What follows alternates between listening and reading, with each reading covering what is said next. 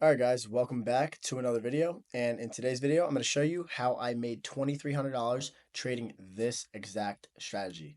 This is based on the Forever model, and it is a breakdown of NASDAQ sells that I took. So let's get into it. So, like always, what I always do here is I start off with a blank chart, and I have the NASDAQ on the left and the S&P 500 on the right.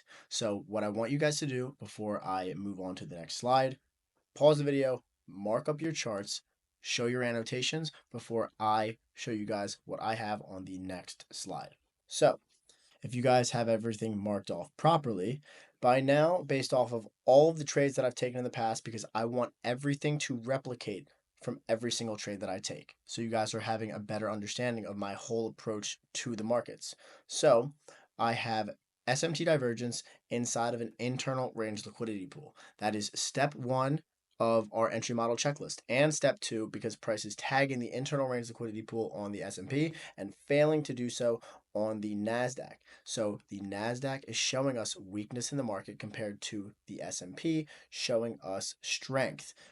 But with the failure of us tagging the internal range liquidity pool on NASDAQ, I'm going to prioritize this in regards to a short position because I want to see price go from internal to external range liquidity. And you can see here the NASDAQ was trading into a redelivery rebalance, given us the idea that this gap would be a breakaway for us to not need to take us into that gap and just draw down to the lows resting at 18,883.25. So since we have the daily chart and we have a daily key level, we're going to drop down to the hourly and look and see how price is trading off of that daily key level. So now we are looking at the hourly chart on the NASDAQ and the S&P on the right. Now, what do we do after we have step one and two marked off on our checklist? We want to see a change in state of delivery occur off of that higher time frame key level because that will initiate our market maker sell model for price to draw down to that daily external range liquidity pool. So we're doing a daily key level to an hourly market maker sell model.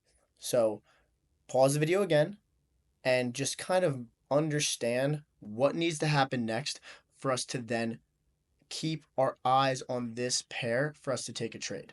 Next candle here, you can see we have a change in state of delivery.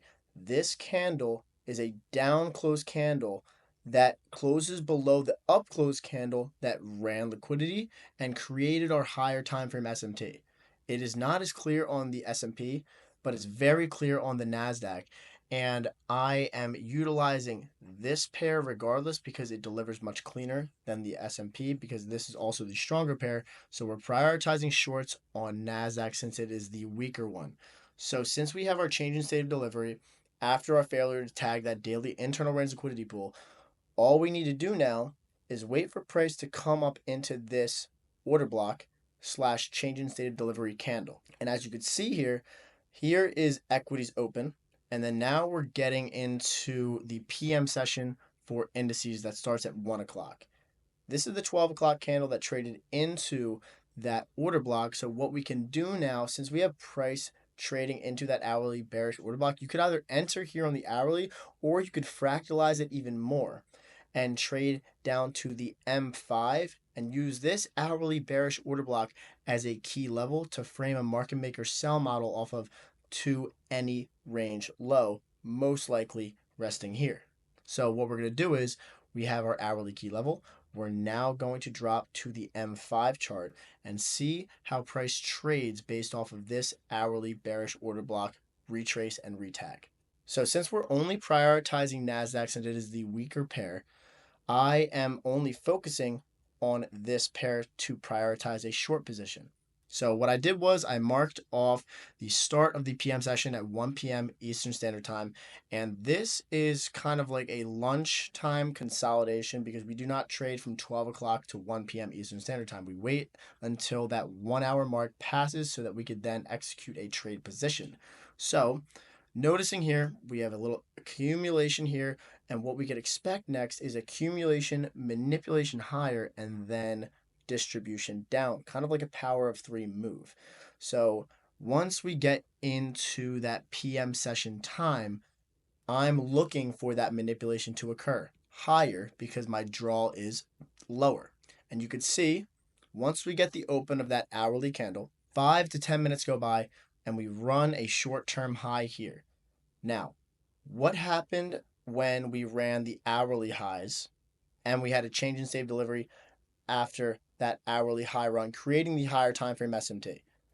We had a change in state of delivery on the hourly breaking lower. So if we have a accumulation manipulation higher on the M5 in PM session on a new hourly candle, I'm expecting to now see price drop lower, closing below this body here that ran the short-term high. And you could see here, if you look closely, this next candle closes below the body low of this M5 candle that ran the short-term high.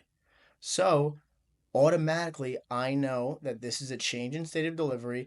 We had accumulation, manipulation. Now I'm planning to see distribution lower because we have our order block and our change in state of delivery candle off of that hourly order block that gave us the hourly change in state of delivery.